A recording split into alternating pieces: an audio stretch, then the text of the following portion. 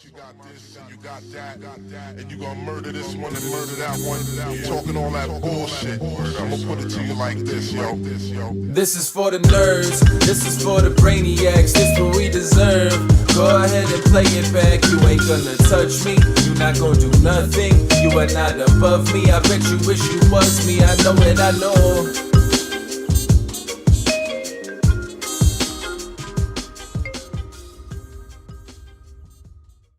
What is poppin', everybody? And welcome back to another special episode of the Only Friends podcast.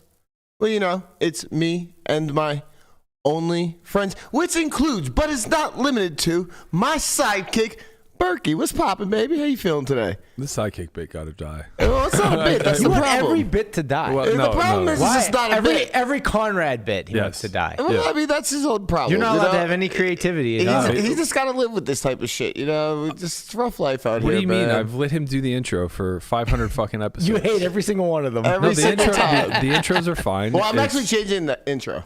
Go ahead. It's getting changed next week. Okay. I haven't figured it out yet, but next Monday we're going to have a new intro. It's the only thing you do well. Well, I'm going to figure out a new one. All right. I got to switch it up a little bit. I'm not sure what it's going to be. Might be skitty what's poppin' or something like that, you know? It's always going to end with what's popping. Who knows what it's going to be? We're going to figure that out. I'm trying to vamp a little bit here because Guapo gave me that thing, but it's kind of hard because I don't really know how to fucking talk. So it's like, what? Right. Keep going. It's like you're the quote unquote host of a Yo, podcast. relax, sidekick. You're going to stop with this. Come on. Okay. Jesus. We have a very special show for you guys today. We're joined by two legends of the game, OGs, if you will, long timers. They've been around forever. Now they are the dynamic duo that represents Table One and the Table One podcast. The one and only Justin Young and Art Parmann. Welcome, boys. Yeah, thanks for having us. Guys? Hold on, I'm taking some notes here on the sulfur and. Oh, wait, I got it wrong. Yeah. Sorry. Okay. Oh, there we are. Yeah. Look at that. Yeah, look at that. Look, 1.58K subscribers. I didn't even know they did that. Is that a good number? I'm not even sure. I think it's great, by the way. And sorry, guys, I got so excited to be on here. I got a little bit of an erection, and as you can guys tell, I lean a little bit to the left. So I see a little butt cheek though. That's getting through. I mean, truthfully, it's like we just moved LaManna and put in a bearded version of LaManna. Beard manna. Beard manna. Tortoise with a Should I grow my beard out like that? I think you should try. Yeah. Have you been trying for a while? It looks kind of. No, it's about, I don't know, a week or so. That's about as long as it gets. No, it'll grow. I get to a point where it gets too itchy and then I don't let it go. Well, you have to get past that I point. know, I never do. I don't- It's like I don't know how you guys do then it. it's summer, it's hot, and you know. I can't grow this beard. Well, you can't. You're like a hairless cat. Like, I mean, It's somewhat true. I get like, I don't even get like LaManna's level of scruff. Like that's like a 5 o'clock shadow. He just shaved this morning. You know, mine takes a month and a half and it just gets all scraggly. Lamanda, you have a girl, Mhm. and does she like it? She likes. I think it was that long. Listen, I've had like it shaved or like short like this, but never like clean shaved. Like literally, it was probably 6 years we were together. She had never seen me clean shaved, and then during the pandemic, I'm like, well, just gonna just Expose her? yeah, like because I was like, I literally haven't clean shaven in forever, and I took it, and she was terrified. Because it was like someone she hadn't seen forever. You know, she's like sleeping next to me. She's like, I woke up. I was like, oh my God, who's that? I have to warn my wife a week in advance, Right. And like just kind of like prepare for her, like remind her every day leading up. I've It's like, seen you clean shave, and it's shocking. It's unsettling. It's very disturbing. It's very It's shocking. quite disturbing. You may know him as Justin Young, but when he's clean shaven, he's Robert 07. Yeah. Yeah, I was Trevor In his online avatar. Yeah. Man, it's good to have you, boys. Let me get a little bit of house cleaning out of the way before we get this pod off and popping. First, I'm headed to Milwaukee, so you guys can find me there. We have a meetup game on Thursday at noon with Jamin Burton and Jamie Kerstetter. It's going to go from noon to 5. We're going to be playing all of the tables. Expectation right now is about 10 tables, so be sure to get on the list if you plan on coming. Friday, the sportsbook is going to be opening up. I believe that's going to be in the morning. We'll be there for the grand opening of that as well. Also, what else I got? I got the On Second Thought plug. Is that what we got? That is correct. Yeah, don't forget we have a new episode of On Second Thought out this week. We have a little bit of a teaser for that episode. In today's episode, this hand between Jeremiah and Josh will be 350 big blinds effective with an SPR of 30. Both Jeremiah and Josh have a pretty deep background in online poker and thus are going to be incredibly studied at 100 big blinds. And they got a few things pretty wrong. These guys have put thousands of hours in on the felt, and they still miss some general principles simply because depth changed. So when Jeremiah says, I think Jack should check back and trap some of the time, and Josh believes, I think he's trapping with Jack some of the time, it skews all of their river decisions to the point where he almost called with a hand that's a pure fold.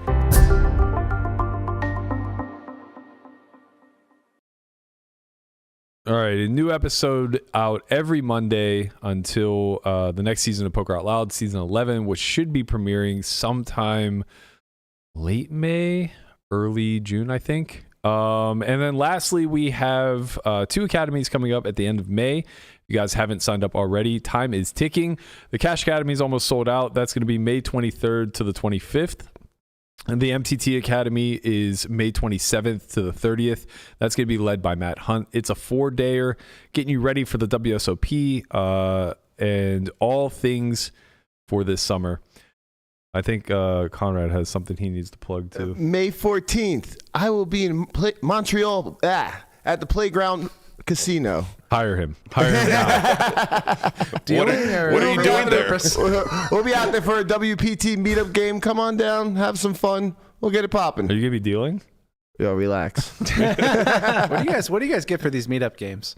Notoriety, slap on the ass. So where did popping come from? Like, is this super popular, or is it like a? I know I'm old, so like just tell me like that I'm old. Is popping like the new thing now, or like is it trying to be the new thing? Well, I probably stole it from Popcorn? No, like Joel Santana in like early 2000s. So no, it's not new. Not new at all. It's only a Conrad thing. Yeah. I brought it back. You said it too. I'm just saying. Well, I just echo Conrad. Okay. I'm just here to play. Show. I'm here to play the bit. Okay. I'm not gonna lie. Like his setup looks like he's the host and you're a sidekick. That's what he tries to make this thing be. All right, so it's working. It's working. That's That's good. He gets exactly 90 seconds of airtime every show as the host, and we let him live in his little bubble there, pretending that he's running the show. That's fair. And then every now and again, when we're having a serious conversation, he'll just out of the blue butt in. And he goes, CSA, it's a Conrad service announcement. We're like, what happened? He's like, I have a belly button. This is going all part of this is going well. You guys want to see it? Just pops up out of nowhere. Wait, there's a conversation going on. I need to insert myself. Do you guys want to see my belly button? No, go on. I would take a look. I don't want to say no right away. While we're on the topic of podcasts, you guys made the let's say ambitious decision to start one. How has that been working out so far? Dude, it's been really fun. We've had a lot of interesting people on, including Mr. Matt Berkey. If you guys haven't seen it, YouTube Table 1 Vegas, and you can watch Matt Berkey deny a shot from me. But he will expose his entire roots, his origin story on the Table 1 pod. Oh, there's Chance. Look at all his trophies. And honestly, you could zoom out and there's a lot more trophies there. And he actually got another one he was talking about the first event back he was going to play. The heads up. Oh yeah, the heads up, whatever, 10K heads up. Just wins it. Yeah. Yeah. He's like, I'm going down there early so I can play the 10K heads up, and then he fucking shipped it. Just work on my reads. Anyways, if anyone wants to ship a tournament, just come on the pod, and we got you. What do you do if you're a cash game player? You should just have like your P&L behind you or something, because you can't have a chart. they don't give trophies for cash games. You can't do that. Not only if you know. Honestly, if mine was up there, more people would come and play. That is very sad but true. I was gonna say, like, you don't put your P&L up. You put like Justin's P&L. There up. you go. Yeah. But it can show some happiness on the back end too. It's like, well, yeah, he lost this much money, but he was pretty happy most of the day. He was having a blast doing it. Throwing a goddamn party. Once. It was Every fun. peak we put a little picture of Justin like taking a shot or doing some mushrooms or something, just like on one of these peaks. He's like, oh, look how happy I am. How many episodes are you guys in on this pod? I think we're 25-ish. We have actually this weekend we have OG of the online poker streets, Lee motherfucking Jones from Poker Stars. I was going to ask because probably in the chat right now. Shout out to Lee exactly. Jones. He's in there arranging a chop on the next Sunday Million. Like Chip Leader is about to ICM suicide the next guy. No, Justin didn't know who Lee Jones was when I was like, listen, Lee Jones actually DM'd me. We were doing our videos and I get a DM and it's Lee Jones and I'm like, okay, Lee Jones, whatever. I don't know. Let me read this. And it's just like, hey man, just realized like these stories need to be aired. I'm probably one of the last people alive that's won a pot off of Jack Treehouse Strauss or whatever old reference is in there. And he was like, I want to come on. And we did it and it was great. It was amazing. Honestly, like I was just enthralled. Yeah, Justin was blown away. He's like employee, like, I don't know, sub 50 at Poker Stars. And he told all these great stories about the CEO of Poker Stars. And anyways, yeah, if you guys are interested in the lore of online poker, you will like that episode. It's coming out this Saturday. I know you guys are avid watchers of our show, so you would know this already. But to remind everybody at home, we've also had Lee Jones on the show. Mm-hmm. Oh, son of a bitch. All right, so you're going to see some repeats there on the old stories. No, you guys got most of the old stories. Yeah, he's got plenty of stories. Believe me. He's got some fresh ones, I'm sure. Are you growing tired of it yet? Of the pod? Yeah. No, I mean, we did like, I don't know. It's kind of interesting doing them. You guys do a live show, but we actually, Justin had to go out of town for like almost 3 weeks, and we did like 3 or 4 in a week and a half, and we just like stacked them up. We had, oh, there he is. The man. No, we had a bunch like kind of knock them out right in a row, and today we did one, and I forgot how to set up the microphones. It took me a minute to like remember how the setup process goes, because we don't have guys like you guys have. You guys have guys. You need yourself a guapo. You're setting up Matt for a beautiful dig right now. Not touching a guapo. You're fantastic. You're so you guys been drinking since what time?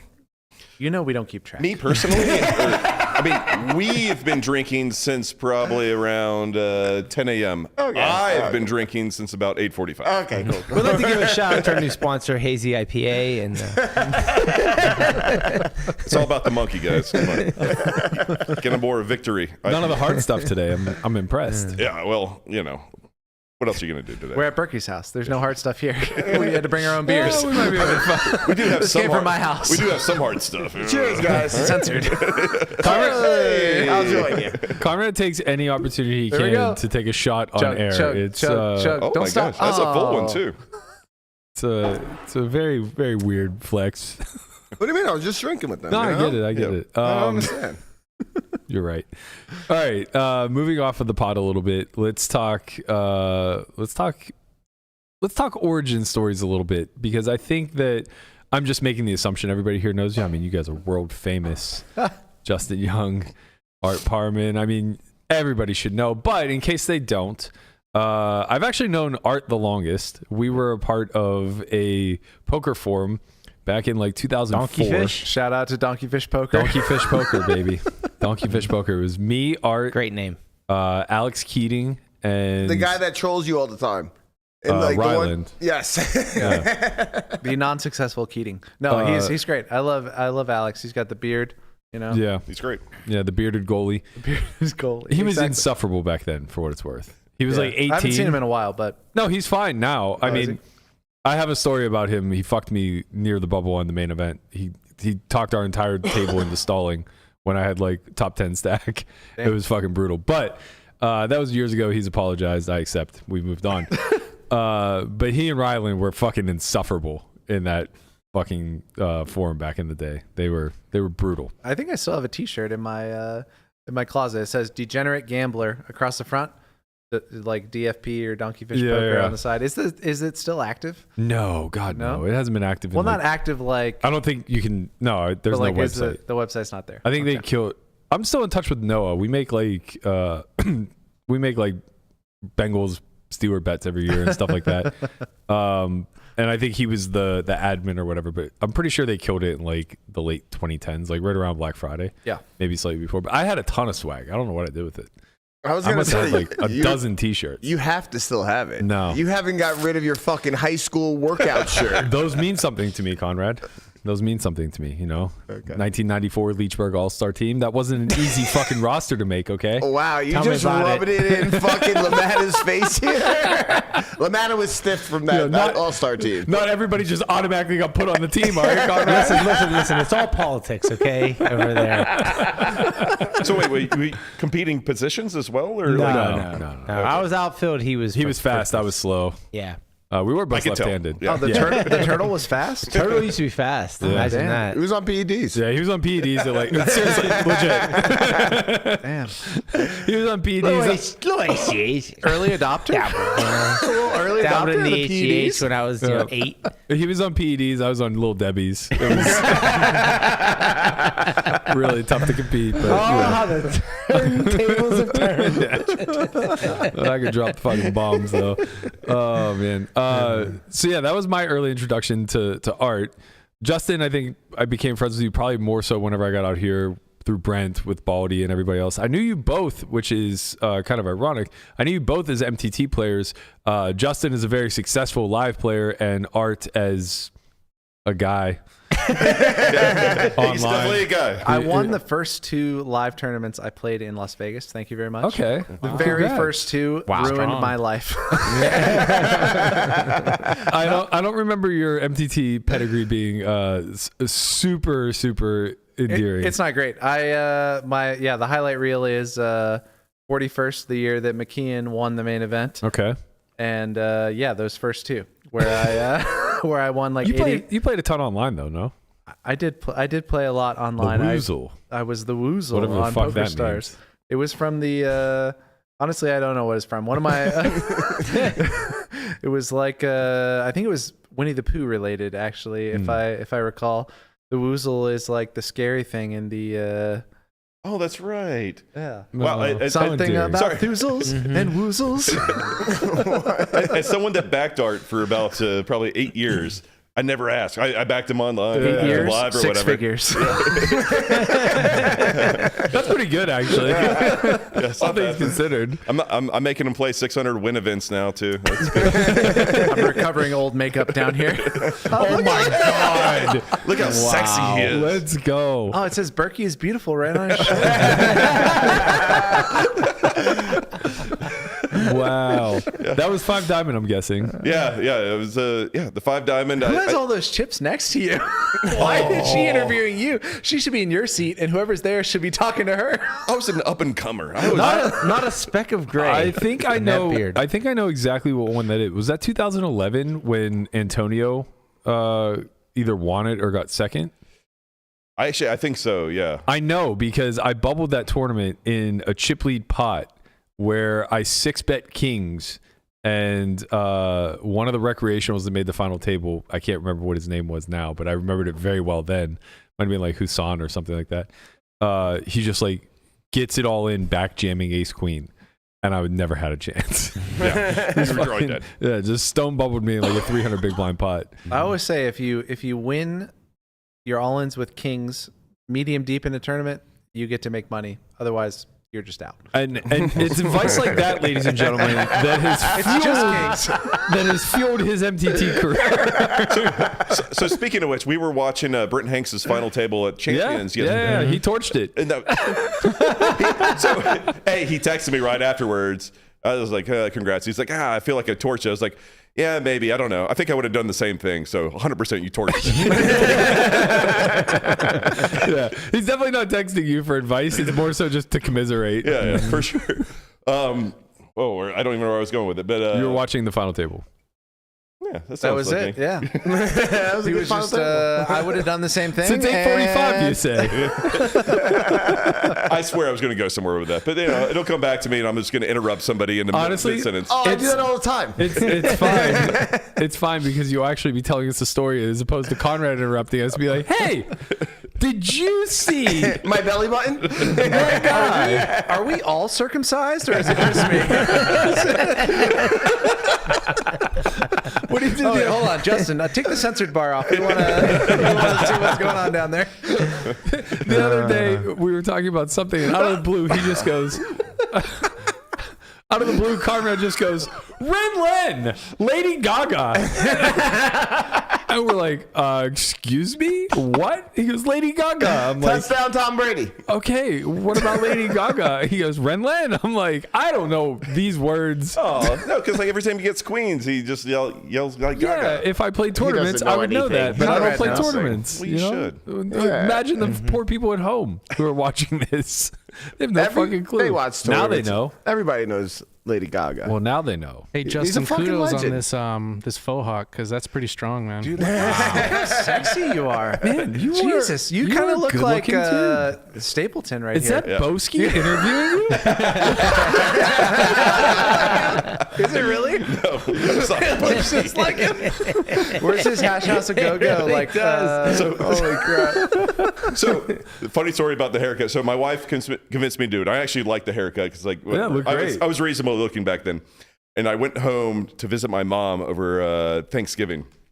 And she just looks at me. She goes, "Oh, do you actually like your haircut?" And I was just like, "Yeah, no, it's in the fad." I was like, "You don't like it?" She's like, "I didn't say that at all. I just said that was interesting. That's all I said. Like, it's a haircut. I guess it's fine." You look like the king of all the shit regs. Honestly, if I That's an didn't... affliction shirt. I'm sure of it. No, that shirt I made for when Eric Baldwin won the card player of the year. Oh, I remember this. And it was like with a great mustache comes great responsibility because like he used to rock the mustache. Right. Yes, Yeah, yep. yeah, yeah. And I just had like Hulk Hogan on there and Tom Selleck and all this stuff. I made like 4 different T-shirts for like this huge party I threw for him, and like it was a fucking. Honestly, that's just- incredible. Just So- zooming in on you there, you look like if you didn't hear what you were saying, I would just think like, oh man, Euro crusher. Yeah, for sure. He's like from Hungary or something. You know? Oh, I check the charts and sometimes Quinton off in the spots just a 3-bet, but You got it. You got to nail it. For those who aren't privy, because this is way back in the day, the card player of the year was what was previous to Hendon Mob, basically. Yeah. So card player, I don't remember how they did their scoring. It was whatever, I guess. they made it up every year. Honestly. Yeah, probably. But I do remember it coming down to the wire between Baldy and I can't remember a bunch of other legends of the game back in the day. You can't remember second place. Yep, nobody ever remembers that. Very fair point. Somehow it was like Justin. So what point did you guys actually get your minds right and transition into cash? Good question. For me personally, like I was cash first and kind of backdoored into tournaments. Like I was an online cash guy. Like I the Poker Stars, 25 cent, 50 cent. That was my fucking jam.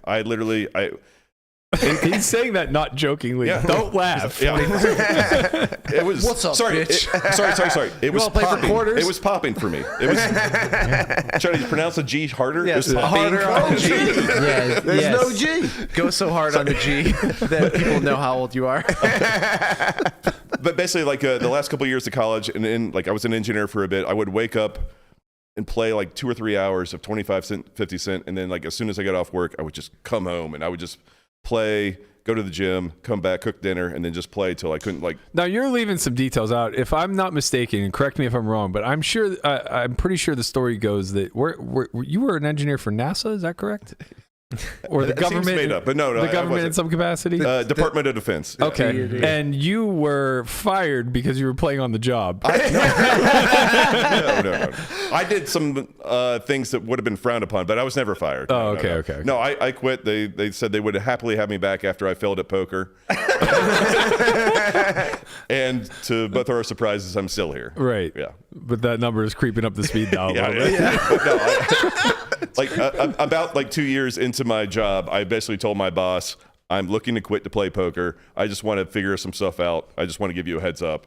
And he's like, okay. Like, good luck. He goes, we have benefits here. I was making good money. Got like, oh man, I was such an idiot, or I am such an idiot, I guess. Would you have like knowing what you know now? If you could go back and just follow that career path? The answer's no. No, of course He's been not. drinking Right. since 8:45 this morning. What the fuck do you mean? Yeah, right. Something money can't buy, How do you know he didn't do that when he was working for the DOD? He was drunk at work at the DOD. Come on, I already got him 100%. fired when it didn't actually happen. Them drinking on the job, too. I was a very reasonable human then. I was a good employee. But No like, faux hawks. Buddy, you told me. I did have a tongue ring Hold back on a then. second. You told me you would play late online poker, and then you would go to your job, and then you would drive your car up to the old lake, there was a pond, yeah. like the makeout section, but it's daytime. Yeah. And you would take a nap there was until there- you felt like you could go back and work. He was not a good employee. Oh, okay, no, I wasn't. I got my work done. I'll put it that Oh, way. you got his work done. Okay. But the thing was like, especially working for the government, like they give you like this very little bit of work, but it takes everyone like all this time and so make sure everyone gets their piece of the pie to like count their hours. So like something would take me like half an hour. It would take a day and a half, and it was such a waste of money, and it was such bullshit. And to be fair, like, you snoozing at a desk job, like, whatever. Dude, everyone did it. It was hilarious. People was like, don't wake him. Come on. Like, just let him sleep. It's fine. When I was in college, Brian and I used to play in this game at Polish Hill in Pittsburgh. And it was our first like real experience of live poker. It was like 25 cent, 50 cent, but it felt big.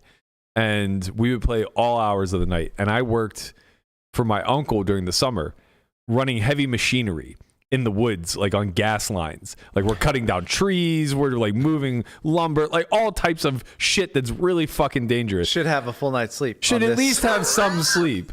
Many a times I would go on no sleep, and I'll never forget this one time I drove straight from Polish Hill in Pittsburgh, which was a solid hour away from the work site. And I'm driving there, and there's this intersection by my grandparents' house that's a 4-way light. It's like 6:30 in the morning. I haven't slept in 30 hours going to my job, and the light is a stale red. A stale red. I never even realized there's a light there. And this is like rush hour traffic. It's like 6:30 in the morning on a Monday, rush hour for a small town. But I'm about to blow through this light when it dawns on me, like I'm at an intersection, and I just cut a hard right into the berm while a flow of traffic is just streaming through the intersection. No sympathy at all. I just shook my head once. I was like, it's going to be a long day at work today, boys. And it's going to take an extra 5 minutes to get there because of this fucking hard right. Yeah, they might not want me on the chainsaw today. I don't know. You should have had a government job. You'd have been fine. That's right. I've just been twisting the sign the whole fucking day. Bro, go stop. I don't know. What a mistake. Youth is wasted on the ignorant. Am I right? Man. What I would do differently now? I mean, same thing. The thing is, you wouldn't have near as much fun though. Like there's a counterbalance to like being ignorant, like during, like your youth. Like if you had stuck with that career path, not that this is important, but I kind of want to paint a picture. If you had stuck with that career path, like with the way that you would advance to a government job, do you think that you would be as wealthy? Oh yeah. Yeah. Oh yeah. Based on the last 5 years, fucking yeah. I still maintain a very tight friendship with like two of the guys that basically I got hired the same time. Yeah. And we had similar jobs. Like they took different career paths here and there. But now he's asking him, "Hey, do you want to come play at Table One?" Like they're doing quite well. Like they're happy, and like their jobs are, I would say, less stressful than mine. Like, yeah, I only ask that because like to me, I feel like that's the exchange, is that you give up the security and potential like pretty high returns as far as like finances go in order to just recoup so much time. Like we've had just so much free time in the last 20 years. That even if you're working a cushy government job where, you're putting in an hour of work for an 8-hour day, you're still spending 8 hours a day there. Right. You would eventually rotate it into Lockheed Martin and be like, well, I mean, like Boeing, I probably would have been fired by now, but yeah, like, but no, like I mean, that is the trade-off because like I've been on more vacations than them. I've experienced more. I wouldn't say life experiences because they have kids and they're very happy and successful. But like, I was able to see more of the world. That's what they tell you. Yeah, well, I mean, that's what I tell myself. The other thing is you're living on like the barbell existence, right? Like there's a version of all of us that is like fucking Fedor Holtz won 8 tournaments in a row, like won everything. But like I've been spending the last fucking 20 years trying to get rich quick. You know what I mean? Like one of these days. Like, May I introduce you to my friend Airball? I know Airball quite well. He has contributed to getting rich like lately, but overall, like not happening as fast as you would like. Yeah, exactly. You got Berkey rich quick. Yeah, he did. But all right into Bitcoin, 15K. Whoop, woo. Nice year-long investment. All right, so you were always playing cash, even in the 25-cent, 50-cent streets. When did you start playing like higher stakes? Probably around. So the first visit I had out to Vegas, and I've been to Atlantic City a couple times, and I even think I went to Tunica a few times. But like first time I came out to Vegas, I came with my dad, my brother, and a couple friends, and we were staying. I can't remember, like some shit place. And I went down to play Mandalay Bay. They were playing like probably 4-8 limit, I think, like something like that. And I would play there, and then I graduated to where it was like 2-5 no limit, and I won like $600 in a day, and I was fucking pumped. And then I knew Bellagio was playing or had like $1,000 daily or nightly tournament, and like everyone was happy at Mandalay Bay. And I was like, I'm gonna go. So I get out and I was like, I'm gonna walk. This is fucking May or June or something like that. Like, I'm gonna go walk to Bellagio. I did the same thing my first trip to Vegas. Yeah, and I was like, oh, there's Bellagio. I can see right it. there, It's literally right there. I'll be there in 15 minutes. No big deal. Like 45 minutes later, I'm just drenching wet and just like, okay, well, I want to play this $1,000 nightly tournament because like I just want to play my first tournament. This is gonna be great.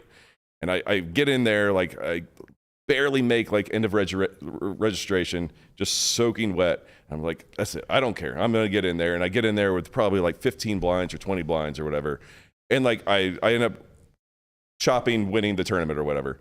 And when I say whatever, I had no idea what I was doing. Like the biggest spot I won, where like I misclicked a raise, they called the floor as they should.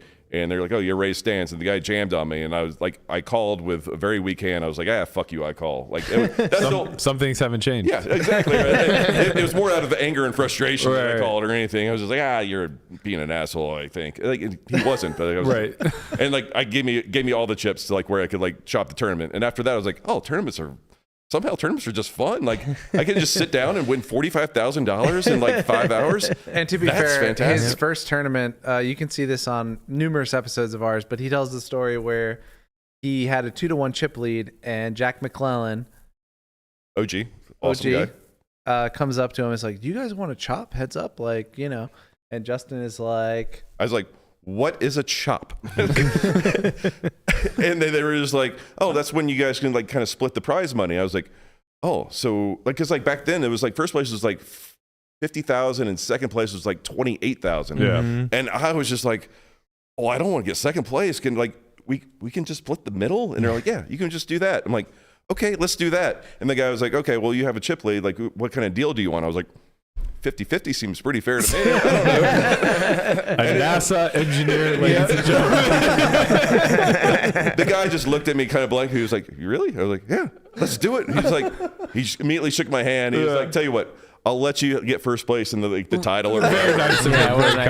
Taxes wise. I didn't even think about the trophy or whatever was attached. I was like, yeah, okay, yeah, bonus. This guy's so nice. That's nice. And Jack gave me like a bunch of like coupons to go to like the buffet at the lounge or whatever. And I couldn't be happier. Like I didn't know till like almost a year later that I made a very bad mistake. So how the fuck did you end up playing cash? Because he made a very bad mistake. It's like, I know. I'm out of here. Fuck this shit. You guys want to do math and shit? I'm going to play cash. I call.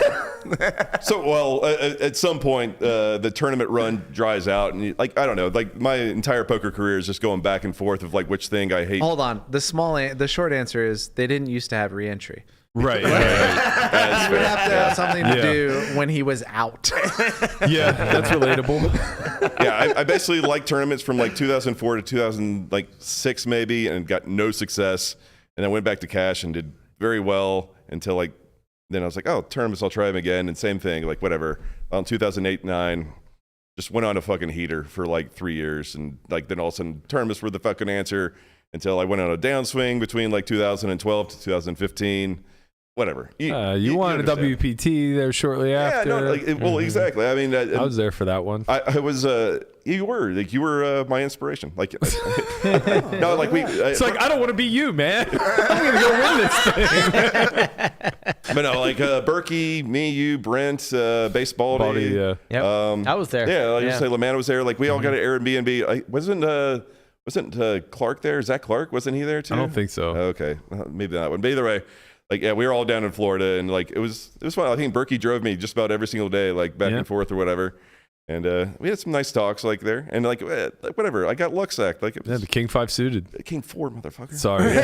King 4 for life. You knew before. The King forehand? Run it out for the viewers at home. All right, so this is probably like 20 people left, maybe less. And in the tournament that you won? Yeah, in the tournament I won. And this is when like I thought I could read people's souls, and like I was very sharp, and I was an asshole. Whatever. Chance Cornuth. And Phil, who we like raised under the gun, and like he was playing pretty snug, but like I thought I had like a tell on him. Whatever. I thought I had a tell on him, and he raised off of like I don't know, maybe 25 blinds, and I had like 22 or something like that.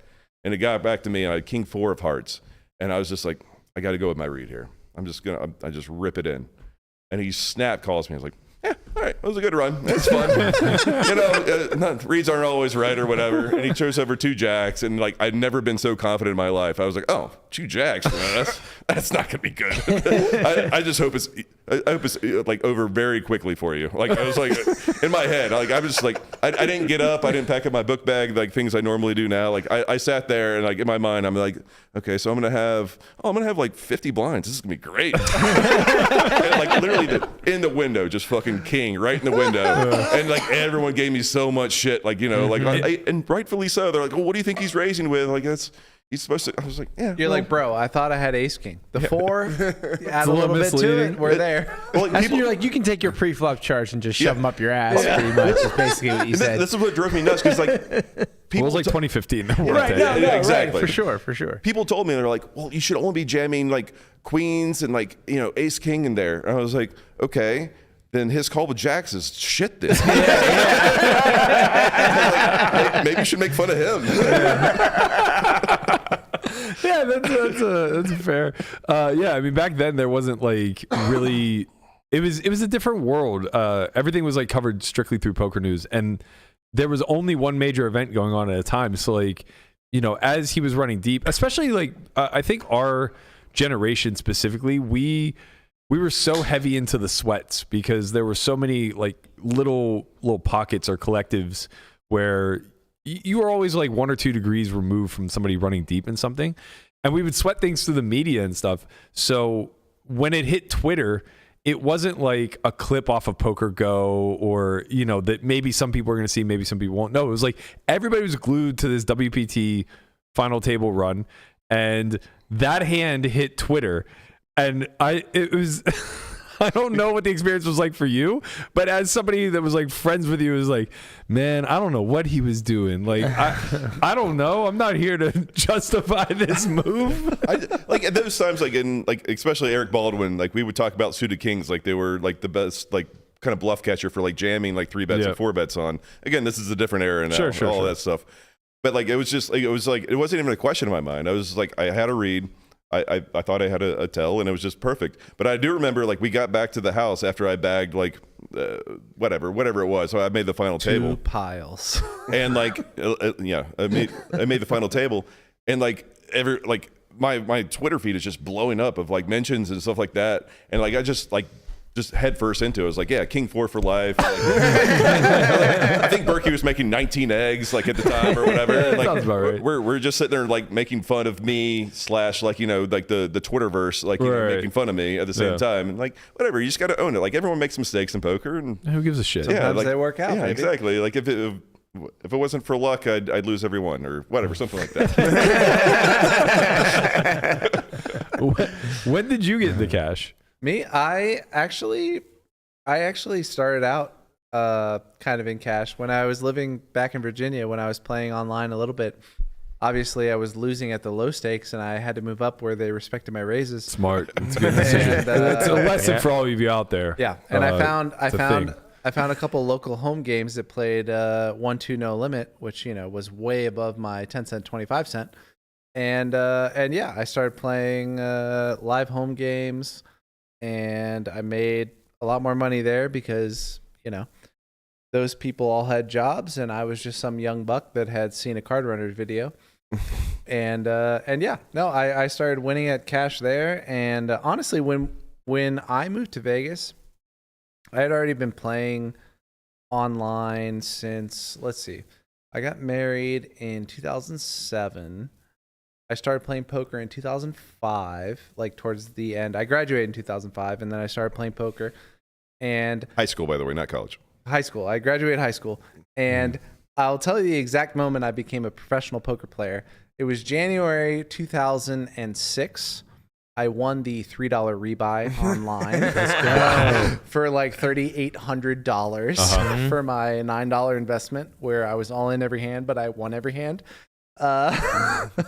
And I won that tournament, and I quit college. So I was just like, I'm good. I got this. I got this. And I had met my wife actually the summer of 2005, and once I had quit my college career, we got married. Actually, maybe, you know what? I went to college for a full year, and then I won the 3 rebuy marquee moment in 2007 January.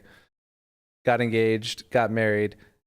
So I did a semester and a half. But yeah, no, I won a package online after we got married in 2008.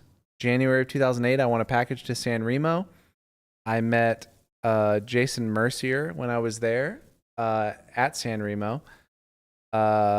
Day 2, I swapped 2% with him, and I had we had just met, and he was like, "Oh, I got a lot out. He had like 10% out." And he was like, Trey's full 21, you know, if you guys, if you guys have never heard of Jason Mercier, you know, legend. You're too young to be watching this podcast, but no, he has an incredible. Actually, recently on Twitter, somebody posted. I think it was Poker.org. It was you guys, Conrad, posting something about Jason Mercier like crushing somebody with 9-5 off, and they were bluffing. It was Jason in the big in the San Remo. Yeah, it was final table, and he had to make a huge call for a lot of chips. And I posted something about like me being in the background, like, I'm there, I'm watching him. This is me. I've got 2%. I got a little. I cashed for $20K against actually the guy that he busted in this hand with the 9-5 off. I had lost a huge hand against him where it was a flip. And yeah, no. So we went there. I met him. I doubled my cash, and then I was like, it was May of 08, and I said to my wife, I said, hey. I had asked her, like, on our honeymoon, like, would you ever want to move to Vegas? And she was like, fuck no. Oh, here it is. Here's the hand. God, you guys are good. Papa's on it. Here, wait, look in the background. I'll be here soon. Hold on. Man, this guy's a fucking tailbox. I would have called his ass too. Standing up, sipping water. This is so classy. Hold on. Here we go. I just want to see art in the background. I know. Oh my God. That guy. Call. Like, come on. Oh my gosh, call. Look, there's no water in that bottle. What are you doing? That's like 19th time you try to chug it. He's drinking the air. Hold on. I'm about to appear as if from nowhere. You actually know this? Yeah, I've seen this on YouTube. Oh, he's fist pumping, and Where are you? I think you've made I this could be up. anywhere. No, I'm back there. I could be anywhere. There he is. The little silhouette guy. Yeah. That's me. Were you rocking a There you go. mustache? There's Bobby too. Look, there's me. Yeah, Dude. top right. Wow, you were skinny. Yeah, it was He looks like white trash there. Buddy, I had an Aeropostale shirt on. I was not white trash. I could at least He afford. was playing amongst the locals, you know. I had spent my time French at attire. Hollister and Aeropostale. Anyway, that's how I ended up in Vegas. I doubled my cash there. I So you went got from, rich. Jason got stabbed. We moved on with life. Oh yeah, he right. did get stabbed. Yeah. Jesus, yeah. Story for another time. It's a story for now. No, I actually didn't know that story until like years later. Oh, yeah. honestly. Yeah. But yeah, he got stabbed. Viewers, look it up. Jason Mercier stabbed in Monte Carlo. Yeah, it was No, bad. Look it up. Stab. So when did you play cash? You moved to Vegas? That was literally his initial question. By the way, Art. I'm sorry. I apologize. You guys both just told me about tournaments. Like, I get still it. don't know how to play cash. No, no. I mean, I was playing the whole way up. Tournaments were my main focus online, and then cash was like when I'm playing live. I was always trying to play cash and like find the best games. When we moved to Vegas, actually, a funny story about moving to Vegas. When we moved here, we came me, my wife, my dad, and my best friend at the time from Virginia. We rented a Penske. We fucking moved out here. It took 3.5 days. We slept in the car every single night except for the very last night. We slept in like Albuquerque in a hotel. We had to get one. It was like, oh, we better empty the cat's litter box. You know, it's fucking stinking up the SUV. So we moved out here. And then we slept one night. We moved to Vegas sight unseen, by the way. I found a place online and I was like, oh, this seems good. Somebody told me Summerlin was good. We were living at Charleston and Buffalo. It was like not quite Summerlin, if you know what I mean. Close enough. It was close enough. But no, we moved there. The air conditioning wasn't turned on. Like I hadn't gone to the water utility place to turn on the water. We slept in the heat on the floor of a terrible, like, I mean, it was a 3-bedroom house, but it was like a cheap ass house and cheap ass place. Still married. Yeah. For now. If you don't love me at my worst, you don't deserve me at my best. That's right. 17 years this year, boys. Oh, so wow. I got that shit on lockdown. That is one thing I succeeded at. But anyway, we moved here. We go to the Rio because I know that's where the WSOP is. I'm like, all right, let's go to the Rio. Me and my buddy. He was playing poker at the time too. We go to the Rio. We arrive. I'm like, where's poker? They point us to the poker room. We go to the poker room. We sit down. It's 2-5 no limit. I'm like, this room's kind of small for the WSOP, but all right, we're here. Let's play. We play. I'm like, man, this game is fucking great. Yeah. Like, I've been playing 1-2 no limit. This is more than double the stakes, and like, they're a lot worse than like where I used to play. We play for like, I don't know, like 5 hours, like a long time at this poker room. I don't even think twice about like, this is where the WSOP is. Like, this is it. The main event is right here in this fucking Rio poker room. Right. Where it's like 8 tables tops. Yep. You know? Yeah. Anyway. Tucked away in a quarter. Go home. Very next day, I realized, oh, there's a whole convention center. Thousands of players playing those tournaments. And then I eventually figure out the rest of the poker economy eventually. But, you know. That was day one in Vegas. I'm not gonna lie. That was the first experience. Were you not ever like living in that grind house that Croak put together? No. So were you managing it at some point? I feel like you had some involvement. At some point, shout out to Robert Croak, Silly Bands. Mm-hmm. Yeah, or what's the reverse of a shout out? I don't like you, Robert Croak. If you're watching this, reverse of a shout out to you. No, so he's the founder of Donkey Fish and then Silly Bands. He founded Silly Bands and Donkey Fish. Actually, funny story. He had an offer from Clorox to buy out Silly Bands for $100 million, and he turned it down. And regret that one. Yeah. So reverse shout out on that as well. Good job, buddy. No, but he was staking some players at some point, and I was I told him I had some experience like with staking, which I had to some degree, and I was As helping. in Justin was staking you. No, I actually hadn't met Justin yet at this point. Okay. But I did help him like manage his stable of like 8 players, and we had some agreement, and it came down to the wire where like a couple years in, one of the players was at a final table of the WSOP circuit event, and this is why I don't like him. He fired me on the night on, so it was a 2-day tournament. The guy made the final table, and then the next morning he was like, "Hey, listen, you're fired. Like, I'm not going to pay you if this guy wins this tournament. Anything that on this tournament is not for you." I didn't even know this story. That's insane. Yeah, I had like a small, I mean, it wasn't even a huge piece, but it was like a small piece of like, I mean, basically somebody winning is like the culmination of me making money on this whole thing. Right. So yeah. I was like, all right, well, I mean, I've been doing all this work with the spreadsheets and whatnot. I mean, at the end of the day, I guess I learned how to use Excel. So thank you. But yeah, no, that's the main reason that I don't like. There were a couple good players in there. Kevin Easter or Eister. Yeah. And Tristan Wade, I think. Yeah. Tristan Wade was in there. Carter England. I don't know if you remember him. Yeah, of course I know. He was a good online grinder that moved on to a different path, and there was a lot of guys. Actually, there's a guy who sold a company who's like part of the reason I don't like Rob. It's like a 2-part thing, but like I imagine we can get to more than 2 if we continue to pull on this thread. Yeah, I mean Dan Steele, you remember him? Yeah, of course. Yeah, of course. Dan actually sold a huge company in Vegas. It was like an Instagram company where like influencers can get paired up with like advertisers or something like that. It was like a great idea for a company, but there have been 3 offers come across my table that have been like, do you want to invest in this company? And those 3 have had Dan Steele involved, and I've had said no because he was part of the impetus of me like getting fucked on that one. Yeah, deal. probably sharp. Yeah, I mean, I don't know. I mean, he did sell one for like a lot of money. I could have done well on one of the 3. Sure.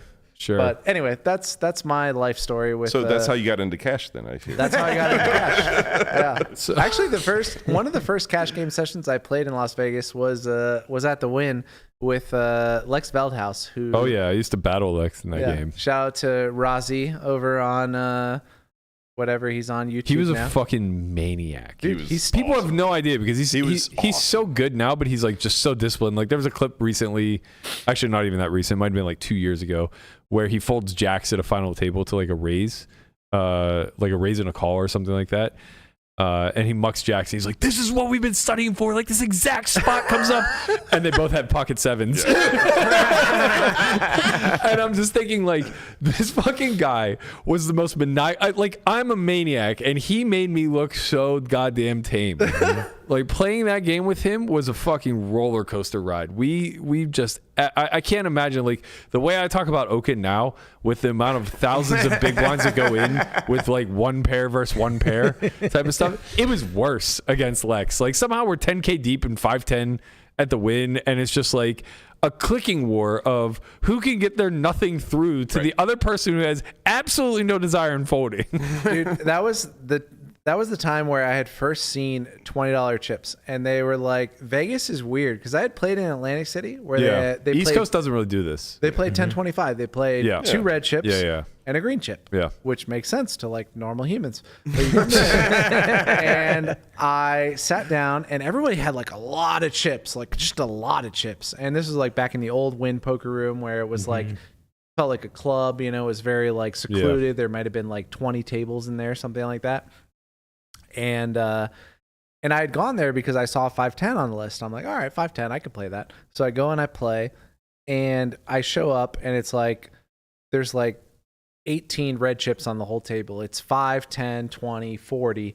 It's like the guys are playing. I don't know. There's something about $20 chips that make the game play bigger. You know, you put in the $5 chip. Someone puts in 2 $5 chips, and then it's like gray chip, 2 gray chips. Because it was, I think Win has like $20 gray chips, which now the Win doesn't even play 10-20. They play 10, 20, 40, and they play with fucking $10 chips. It's really weird, actually. That's really stupid.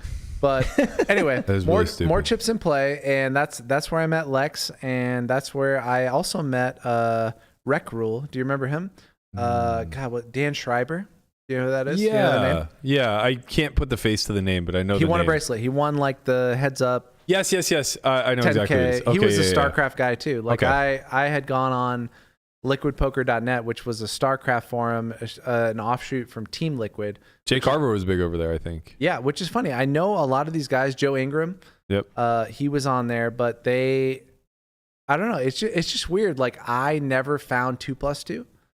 I just happened to find one poker forum, which was liquidpoker.net, which was an offshoot of Team Liquid. Right. And like all of the like best players, not all of them, but like a lot of the really good players, like Clay McGuire, Mesmerize Please was a StarCraft type of guy. Joe Ingram was from StarCraft. Johnny Cosmo was from StarCraft. Like a lot of these guys ended up like making it in poker, but they just happen to be on this offshoot forum that I happen to find like when I'm looking like, how do I get good at poker.com? You know, like I fell into the right like hemisphere of the internet for poker. Cause I think honestly, if I had fallen into like 2+2 and like the normal kind of run out of poker online, I may have made it to where I am now, but like that hemisphere of like giant brained humans helped me get a lot better than I would have otherwise. It's funny you say that because I never really contextualized this or really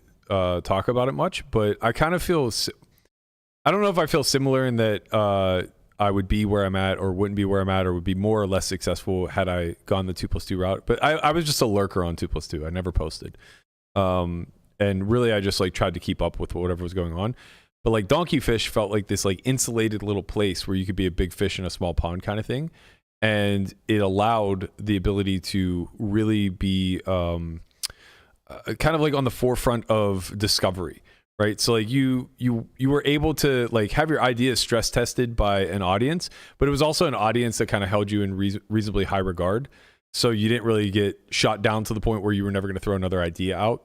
And I think that like for me specifically, somebody who's like incredibly contrarian and just always going against the grain, that was a really helpful like sandbox because I used to like write articles and like just basically just dump my thoughts onto paper, and I was able to do so without feeling like any like level of shame or embarrassment around it. It's like, okay, well if it gets criticized, I don't care because it's a dozen people and I know who most of them are, kind of thing. Yeah. I wonder if it had gone the other way, where you're almost in this peer review type of place, but it's like just strictly negative peer review. Like 2+2 has always been a cesspool. Yeah. You know what I mean? Nobody's there like looking to really pat you on the back for any idea, especially if you're contrarian. Building anyone up. right. You know, the proper voices get elevated, but it's also they're playing to the crowd in a big way. Like they're not exactly throwing their against the grain ideas out there and challenging one another in a very specific way. But like in that forum, the main guys who were playing a ton, like you, myself, I guess Alex, even though he was only 18 at the time, comes to mind. Like we were at odds all the time, and we were able to like kind of challenge each other in a very specific way where there wasn't going to be any fallout. You know, you're not going to have like what you see on Twitter these days, where if anybody pushes back against some sort of idea, there's just camps immediately, and it's like, which side do you fall? You know, it seems just very detrimental to growth. Yeah, for sure. I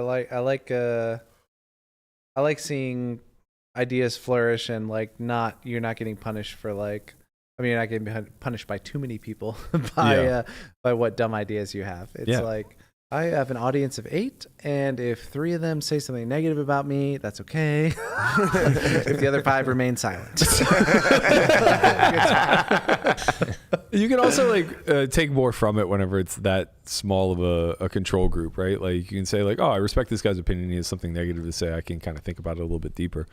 All right, let's fast forward a bit and get into when you guys first started playing like high stakes, specifically like private high stakes. So this is what I wanted the bulk of the conversation to be about, but we can still talk a fair amount about it. So I think we have different entry points, and I think you guys can speak from a very different place.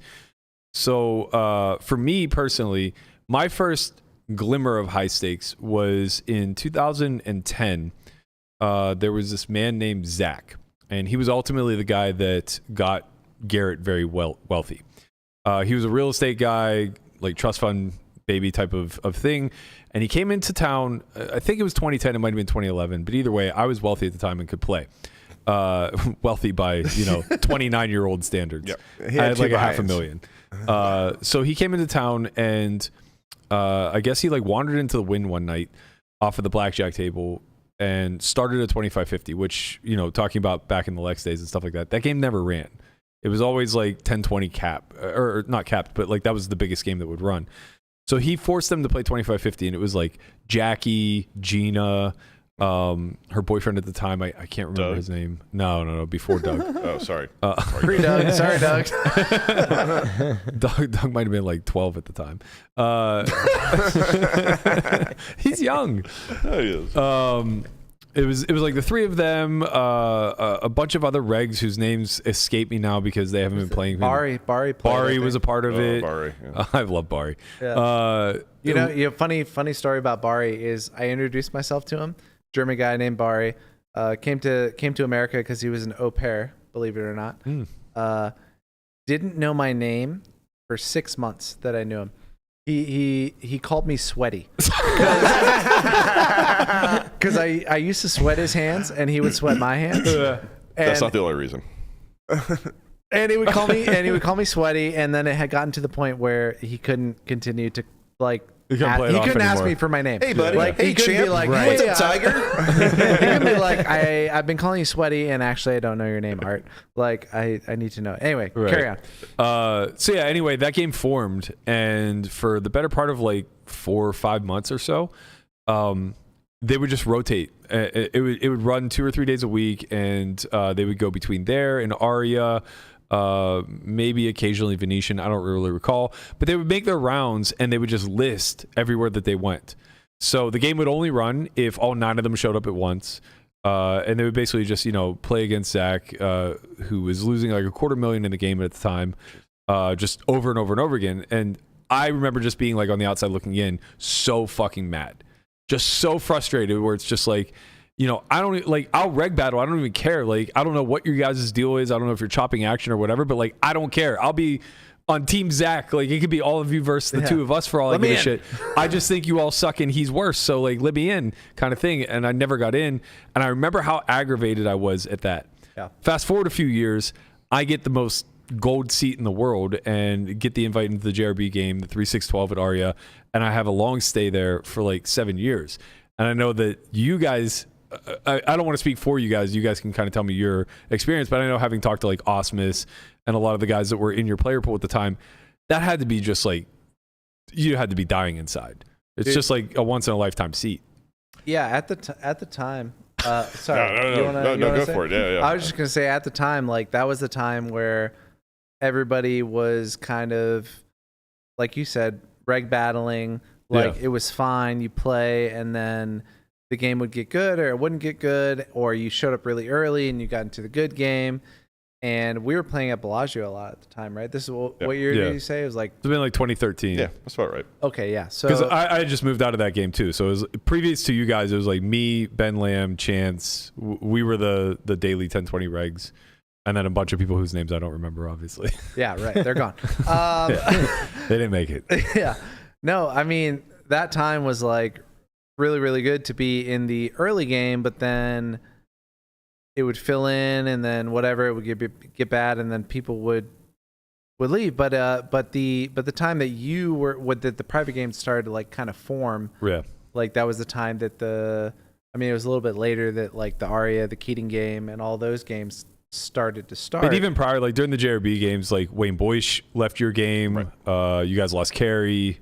I'm trying to think. There was a bunch. Like Bob Bright would often frequent a lot of those games. He then just became a mainstay at the Aria. Yeah, honestly, for me personally, there was a time in there where I was playing 10-20 and the game was great, and then it got kind of shitty, and I started playing 5-10. But you were still playing the bigger games, so you would have a better insight here. Yeah, I mean, it was a little more animosity, honestly, from me. Like, it was. We would build these games, and like you said, like, the carries, even like Biffer was considered a fish back then or whatever. Yeah. Like, and like the private game, and like there was only like 1 or 2 back then. Like, it would just kind of pluck, Yeah. And like rightfully so. Like don't get me wrong. And like it was just one of those things like, okay, well, what's legal in Vegas and what's not? And like everyone I would talk to, like as far as the floors would go, they're like, well, private games aren't legal here. Like, you know, you can show up and like, you know, start a list. So like I do remember probably not my best moments, but like I know that I sat in on JRB's games multiple times, put myself on the list, and like they clearly had a fake list, and I was trying to expose this. Yeah. And again, like I've clearly taken a different stance since, so like I know I'm a bit of a hypocrite. But like I would sit in there and just sit there and wait, but like all he would do was just like put like a stack of chips in every seat. Yeah. And that's fine. And like if I ever happened to like get lucky enough to like, you know, my name was gonna be called, that like JRB, and like we're friends now, like he would just be like, oh, let's just call the game, guys. Yeah. And like and again, like it was so frustrating, and like, you know, me and Sean McCormick like butted heads a lot over this stuff too, because like there was no like hard lines. It was all gray area. And like when you work very hard to like start games and build games and cultivate friendships and just see like the best of the recreational players just get taken away from you like time after time after time, it got very frustrating. And it's not like I was like struggling super hard, but like I didn't think it was fair. And like especially, and again, I consider myself a very verbose, like, you know, engaging person. So I knew I wasn't one of the robots that like, you know, would do certain things that were bad for the game. So I'm like, that's fine. Like, just invite me to the game. Like, I'll be fine. Like, you know, like I'll win money, but like, and like I would talk to the people running the games, and it was like, no, you're too good. And I wasn't, by the way. Like, I mean, like, so like every time I would get like after the first couple, like there was subsects of like people trying to create their own game. Like I won't name names or whatever, but like they would try to do their own thing, but on a very, very smaller version. So I tried to audition like for the best of my ability, to the point where I lost a lot of money just being like this, you know, like I'm probably one of the biggest mistakes that anybody can make. And I agree. Getting into the private game scene too. It's like, but nobody's keeping your P&L unless you're just winning all the money. Exactly. All they care about is results. So like I could play like a maniac, and if I won like $10,000 at the end of the day, they'd be like, oh, fucking pros. Exactly. Yeah. Or I could play like a fucking nit and like lose $10,000, like, oh, fucking pros. Yeah. Like, I mean, it doesn't matter. But like in my head, so like every time I got invited to one, because I worked really hard to get invited, and I got invited to almost every one through the course of, you know, 8 years. Like, you know, I started settling down. It's like, my personality was enough. And like, you know, so like. Oh, you settled down. Teach me. I mean, settle down for me. Like it was a weird transition. I went the other way. I was just like, okay, well, it seems like the only thing that's keeping me here is this action. I better learn how to win doing it. Right. And like this is stuff I'm still, or I think both of us are still kind of struggling with. Is like, because we run a game, like we want it to be the greatest experience of all time, because we want repeat customers. We want everyone to have fun, and like sometimes we give up. I mean, giving up equity is putting it loosely. I'd say. Sure.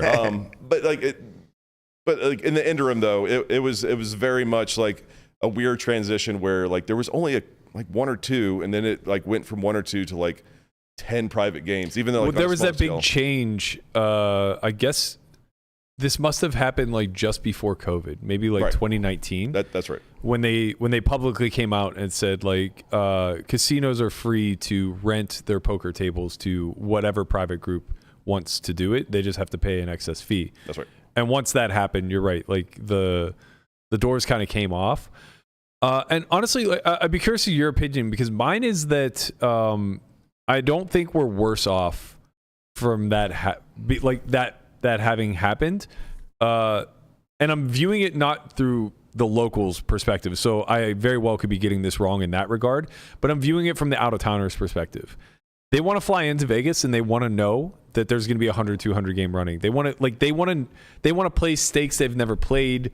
They want to see amounts of money they've never seen, right? So if you're flying in from middle of nowhere, Wisconsin, and you're used to playing a 5-10 local game, Wisconsin, but you have money, you know what I mean? And you just like walk into Aria or Bellagio or the Wynn, these three major properties that have these big high stake rooms set aside. You want to be able to see action there, and you want to just be able to walk up and say, I got $10,000 and I'd like to sit with you guys. You know what I mean? So I think from that perspective, it's been really beneficial. Now to the local reg, maybe they're kind of in the same spot that we were in coming up through our careers. And like, It's a very valid point, and I agree with you, like on a whole. But like there were a handful of, including Art and like a bunch of other people that were very personable, and like usually had seats open. So like to us, it wasn't an issue. It was just like, if you want to come down and sit down and play with $10,000, like there's gonna be a seat open. So it was fine. So like it was tough when like you saw, generally speaking, worse pros like stealing. Yes, of course. Just so they could do it. It was a tough swallow. Yeah. I do think it's a positive. Like since then, it's very clear to me now. It's like we're basically filtering through the people that nobody wants to play with. Because like these recreational players, they can go play craps, blackjack, sapphire. Sure. Like, you know what I mean? They can go spend their money wherever they want to, and they should be able to choose like wherever they want to play. And like it should be up to the establishment to like present the best product. Just pure like capitalism, and just like it's like, yeah, you want to play with us? This is what you get. And like, yes, a lot of the local pros or the up and comers even like it does fuck them. It does. Like it is. But I would almost make an argument that it fucks them less, because it was again, I'm only speaking from the experience of what it used to be. The poaching was rampant, and the gatekeeping was, in my opinion, so much of a higher bar than it is now. Like the fact that I played in Ivy's room consistently for 8 years is insane. It really is. It shocks me to this day. It's just like next level insanity. And I mean, it probably speaks a little bit to how much action I was willing to give.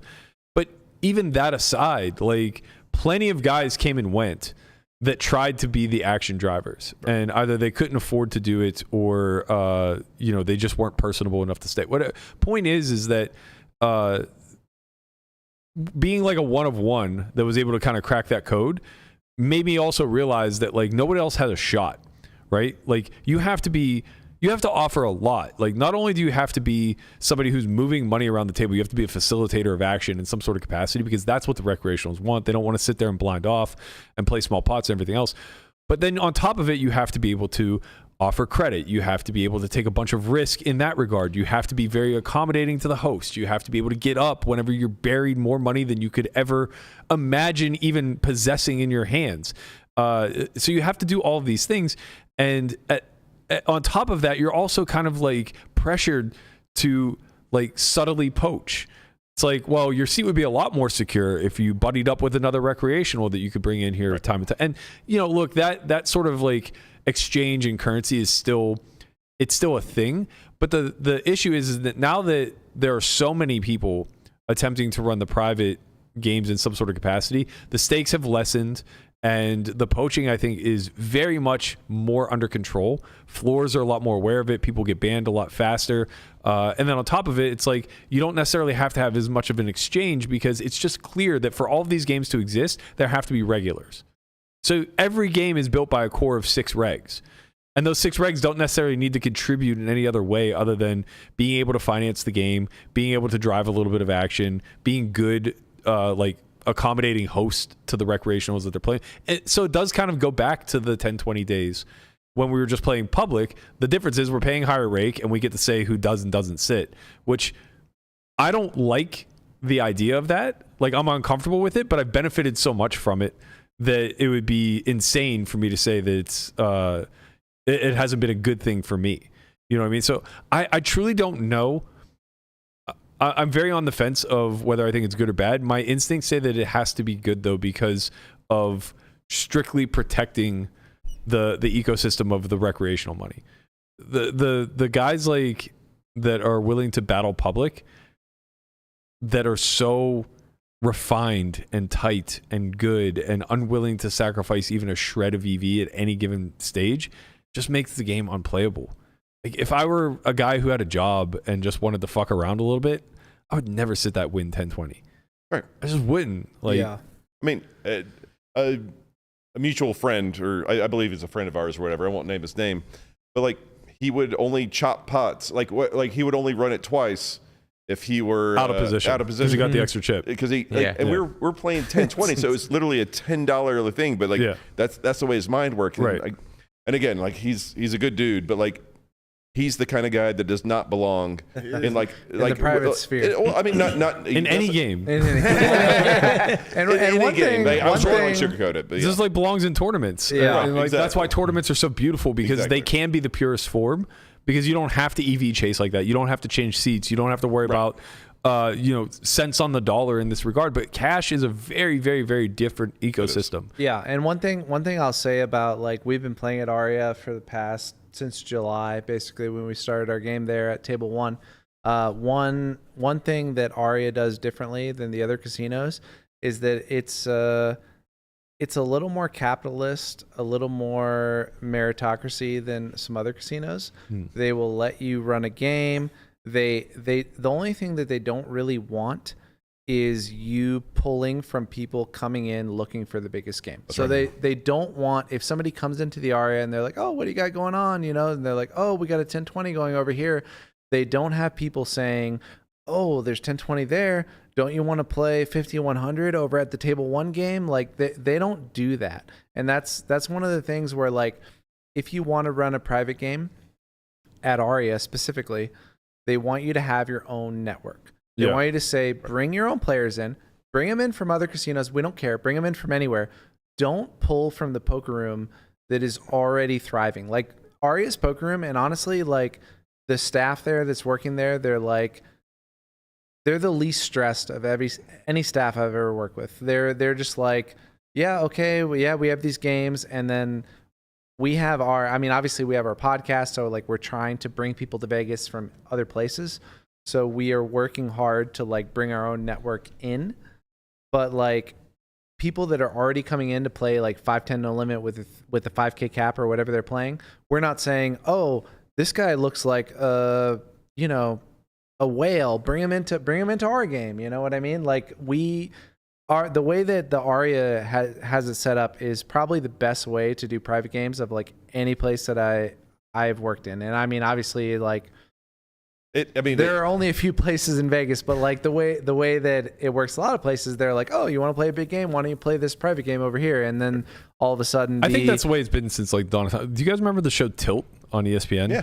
Mm-hmm. Do you remember the way that like the I don't think he was the lead character, but the cop that was like trying to take down do you remember how he got ushered into the big game, and then they called the main character the big pro or whatever his name was, and he came down with like 4 of his buddies and they chopped him up, and then he like lost set over set or something like that and threw up in the bathroom.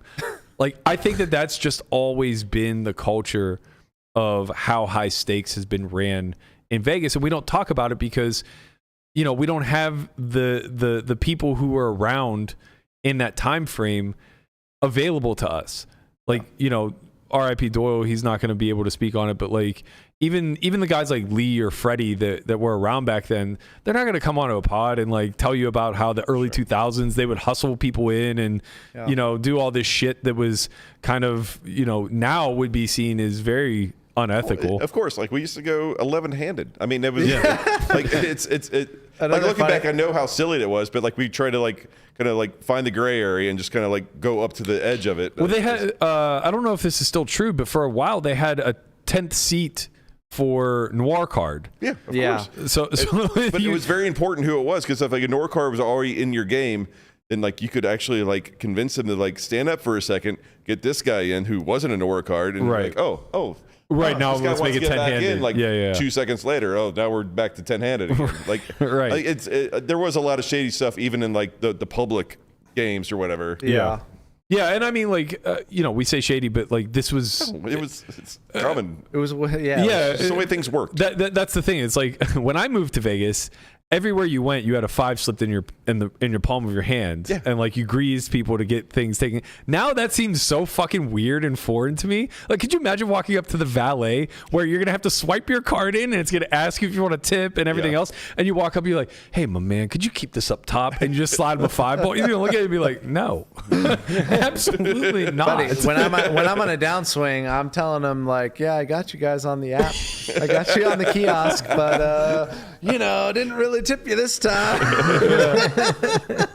But no, you're right. Again, I don't want to call any names that, but like when I played at Bellagio for 15 years, like over, like actually, like, but like Actually, Frank, whatever. Like I love Frank. Frank Mucci was a fucking great one. But like, you know, if you got on his good side, he'd look at the list, he'd be like, "Yeah, you're actually first up." Right. And if you were on his bad side, it's like, "It's gonna be a long time, buddy. I'm so sorry." Yeah, and that was for people. He wasn't that sorry. And like, you didn't even have to tip him. It wasn't even that. It was like if he liked you as a person, you fucking just got up the list somehow. He did enjoy the tips, though. Yeah, he did. People don't know, for context, Bellagio was the last to switch over to Bravo. So they just had a pen and paper system. Right. Yep. And do whatever you wanted. During the summer, there was no money. There was no money better spent than $100 to the floor to get you into the 1020 prior to fucking 8 p.m. Yeah. Because those games were often popping, as far as Conrad. Popping. Oh, we haven't seen Conrad in a while. Popping. They're popping off. Are we doing popping? No G's. No G's. Oh, no G's. Oh, no, Hard G's. God, you guys are racist. Straight end. With the hard G. I'm just trying to get on and popping With over the here. hard G and everything. I just want to know if Conrad has a belly button right now. I haven't seen your belly button in ages, buddy. Did you guys not hear? 90 seconds. He's allotted 90 seconds. Well, we just used 8 of them. Oh, here comes a couple more. I can show my belly button for the next 82. He becomes a Christmas ornament after the intro. It's by design, okay? My design. We're working hard over here. All right, so what's next? Summer's coming up. Are you guys grinding? I know you guys have a desire for pain. So what's it look like? How much are you going to be at the Paris / Horseshoe, and how much are you going to be at Aria? I mean, I'll go first just because I feel like my answer is going to be a little more convoluted, I suppose. But like, so basically, like I'm going to show up every day, and like my goal is to play table 1 cash games from whenever we start till whatever. Sure. Dinner time to midnight. That's adorable. Can't fucking wait. That's beautiful. Actually, what's going to happen? Can I bet against this?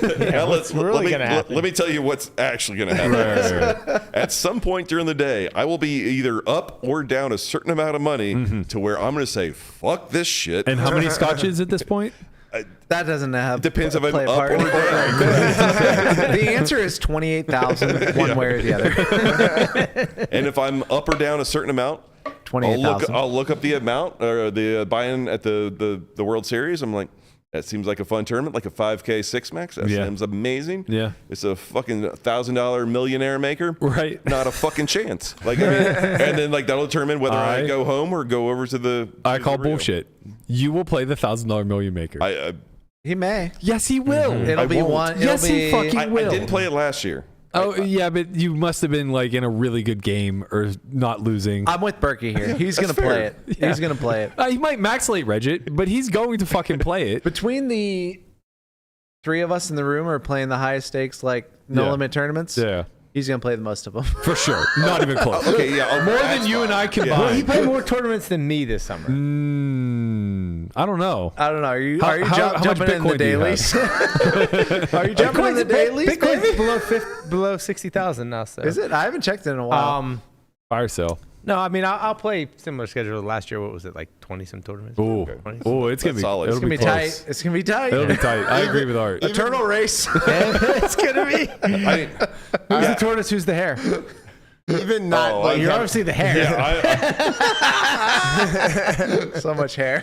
But no, I mean, I agree. Like, I mean, I get addicted to poker and like, it's just a form of gambling or whatever. Like, oh, I'm losing at this. Let's just like transfer like my degeneracy to whatever's next. Yeah. Oh, during the summer, like this is like our crack cocaine. Yeah. There's always something going. Something's late regging. Something's going. There's a tournament starting at 3 o'clock and.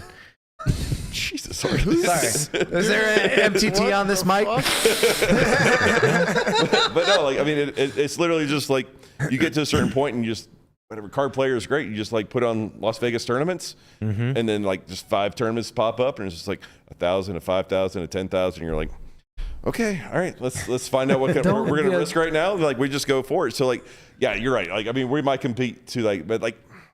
I'm trying to limit myself to the ones I will actually enjoy. You have good intentions of playing a lot of cash. I will play the most tournaments in here probably without even trying. deep down, for It does come in randomly when you're not expecting it. 100%. No one fucking asked you, Connor. I forgot he was here. Most of the people without a belly button. The truth of the matter is that you still have that whimsical spirit of a young man chasing a bracelet. Mm-hmm. A young man coming in for a quickie. Yeah. I mean, I just when I get like in that mindset of like poker is fun and like I love that feeling.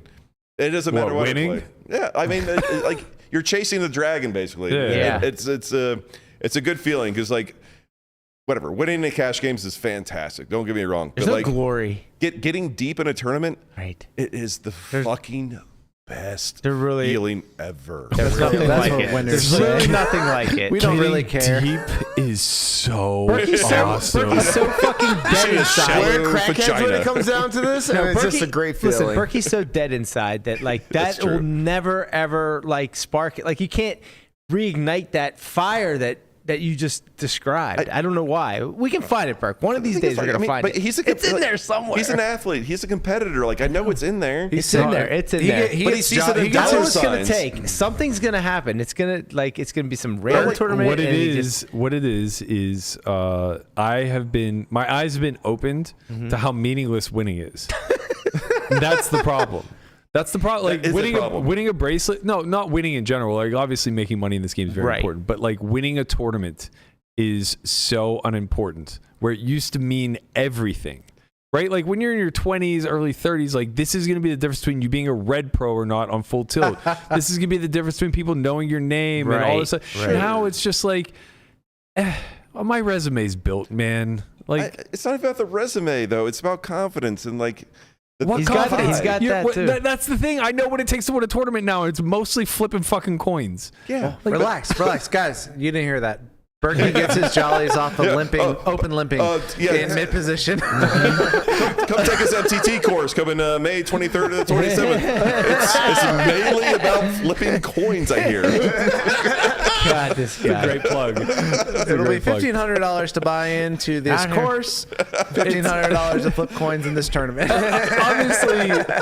Obviously, I'm exaggerating, but the point I'm trying to say is that it's not that you can't work hard to become a higher ROI player in MTTs. It's just that the times that you get to win are mostly chosen for you. And that doesn't sit well with me. Like, it's something I struggle with cash even. Like, when I upswing, I spend all of my time wondering, like, am I just, like, flopping more top pairs recently? Yeah. You Am know, I just like, the guy double straddling Yeah, and the it worked people out? that flop sets are gonna win. Did I put the 800 The people on that turn- and now I'm rich? That's what happened. right, so it's like I struggle to not be able to quantify my edge, whether there's one there or not, right? So like maybe in MTTs there isn't even one, but if I was like elite, the best of the best, the creme de la creme when it comes to MTTs, and I go enter the fucking 3K 3,000 entry event at the Win or the World Series or whatever, it's like I'm doing so knowing that I'm not going to get much money back in return. Man, I know. like when there's 12 people left in the tournament. Way different. I'm just whatever. Like 40 people left in a tournament. Yeah. Someone opens, you look down at whatever, fucking ace jack offsuit. Yeah. Like that brings a little extra nerve as opposed to like you play the highest stakes in town. The problem is and you look down at ace jack, you're like, fucking ace jack, whatever. I call or 3-bet or whatever. Yeah. Like you barely feel a emotion. Yeah, Justin, the problem is you can't sign up for that moment unless you're Justin Bonomo. Then you can buy someone's account and play at that point. But you can't just sign up for 12 left, you know? to defend Bonomo, that is not what he did. He had multiple of himself in the same. Oh, that's what right. Bryn Kenny did. Oh. Okay, let's keep it straight. Wait, what, and, really? And much Yeah, more recently, yeah. by the way. Wait, what? I thought Bonomo, Sorrel Mizzi, and all those guys were Sorrel and buying people else. accounts deep. Sorrel was buying accounts, and Bryn was always an account buyer from like way back in the day until Bonomo recently. didn't do that. He just had fake accounts of his Everything dog that playing, or what? everything that I understand about the Bonomo thing was he was just multi-accounting with like his parents, sister, brothers' accounts. Dog? All Pip? in the same. Pip's in the Pip's Sunday in there. Million. Can we zoom in on Pip? Can we get a shout out to Pip? No camera on Pip. Lamanna's got Pip, Pip's sorry. camera, It's okay. unfortunately. Pip Cam. I know. It's like you got to The see joke my hit face nonetheless. instead of Pip. Like, Okay, why thank don't you. you- That's all I care about. I just don't want to run him over for. I mean, he gets enough shit. Let's at least call his misfortunes appropriately, I guess. Anyway, Pip's going to win a bracelet this year, I have a feeling. For sure. Once that online schedule is Before announced. Berkey, that's for damn sure. It's funny. I have no problems jumping in the online ones, and I think I'm a way bigger dog there. Yeah, you It's because you're sitting in your Like fucking here, couch. the local ones? Yeah. Dude, no, I'm not this- even. I'm playing cash with my phone in front of me. I don't think you like people or crowds. Oh, that's We're waiting for sure. So I'll be at Potawatomi Thursday for a noon meetup. Don't say hi. No, it's honestly, I think it's the inconvenience. I think it's like, oh, I got to get here. I got to go here. I might have to stand in line. At this. It's more that they eject me when I lose. They eject, yes, they do eject. I want to sit there and tilt Well, and continue to fire off more also, shells. going through all the inconvenience just to get ejected 2 hands later Right. is Yeah. dejecting. You just love being rejected. Well, no, I mean, that's what it is. But if you start at cash, then like the emotions are already really high or really low. So like when you get to the tournament part and like inevitably you get fucked or like whatever, like like they usually stay pretty close to that or whatever. Like if I'm down 30,000 in cash games and I go to play like the Millionaire Maker, which I will, obviously. Right? Yeah. Yeah, We've established. Whatever, and I get it in good and I lose. I'm really not that mad. Like it's just like, whatever. Now I'm down 31,000. Fucking fantastic. It's not about the dollar. No, it's about the time. Yeah. We're getting old, Justin. Oh, like but I can't just lose 3 hours of my day to lose fucking jacks versus nines. like the thing is like, I have to have at least won ace 9 versus ace king at some point in between. but yeah, like I'm sure you're gonna go to the gym or like I don't know, do something better constructive in your myself. life. But like what am I gonna do? Like Drink whiskey and do what? exactly. I mean, I'm not saying I won't have a good time, but like it's not gonna be productive. Wait, so are you saying you're back on the tour? Are we going to be traveling again around the country? I'm in for this. I mean, I did go to Florida and I actually had a blast. I haven't been in probably 6 years. Did you sext with your wife again? No, she was there. I sexted on my wife. Oh, you. that was peak fucking travel moment. We were singing Somewhere Out There from like 5-0 Goes West. Wait, during? Somewhere out there. And like Berkey and Dan O'Brien come in and he's like, what the fuck are you doing right now? It's like, He's like shirtless, rubbing his nipples. it's like we're looking at the same moon right now. Calm down. Shout out Dan O'Brien. Uncle Dan. We shout out him all the time. Yep. He's never watched an episode. Perfect. I miss Double Dan. shout out then. What's he up to now? Is he still? Oh, there he is. He's always lurking. He just got engaged, actually. Oh, congrats. Can't believe it. Is it going to work out? I don't. Yeah, I think so. And what's his name? They're great together. All right. Any final thoughts? I gotta pee. That's about your peeing? Is it going to be a 3-point shot, or are you going to go 100 close? Do you hit the water or the side rim? We've been here for 100 minutes. I thought that, Justin's like, I'm only on my second beer. I thought we were gonna go for a while. Is the water in the urinal both cold and deep? Can't confirm. Oh yeah. Didn't you stab a girl and made her bleed? Relax. All right. That's a fucking enough here. I got some final thoughts on it. Sorry, I know Berkey too well, I guess. Oh, Christ. All right, before we start talking about anal fizzers, we're going to get out of here. Thank you guys so much for joining us. Appreciate all the horror and war stories that you brought up. We're going to have to do this again. And, hey, if you're running out of episodes, maybe have Tortoise or Conrad on one of these days. They'll Would love be that. Yeah. Honestly, fun. I know I'm that was sure. an option. That's great. We live 2 blocks away. Do you really? That's We could've literally walked my here. house. Oh, nice. I could have walked here. I might walk home after one more beer. Conrad can tell you all about his belly button. Yeah, it's gonna be a great time. Jamie Kerstetter wants us to end on this one. She said, will there ever be a special peasant game at Table 1 someday? Yes. I.e. steaks she can afford. Invite me to that one. Yeah. No, If you we- want to put her in, she's in. All right. Peasant steaks for her, Real stakes for Berkey. We can do the old Gabe Thaler. It was like 5-5, but $100 like big blind Andy. Yeah, I like that. I like that. It's a good way of tricking them. Yeah. Tricking them. You want to come play 5-10?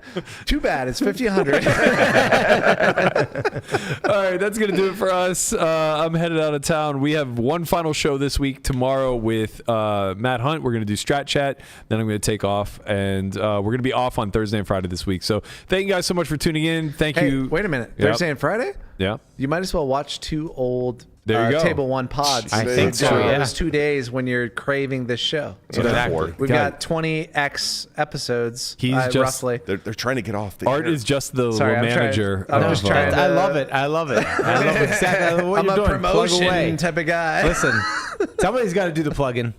The hell else are we doing here? Also, hey, listen, guys out there, if you work anywhere where you think someone might want to play at Table One, get on the DMs on Twitter.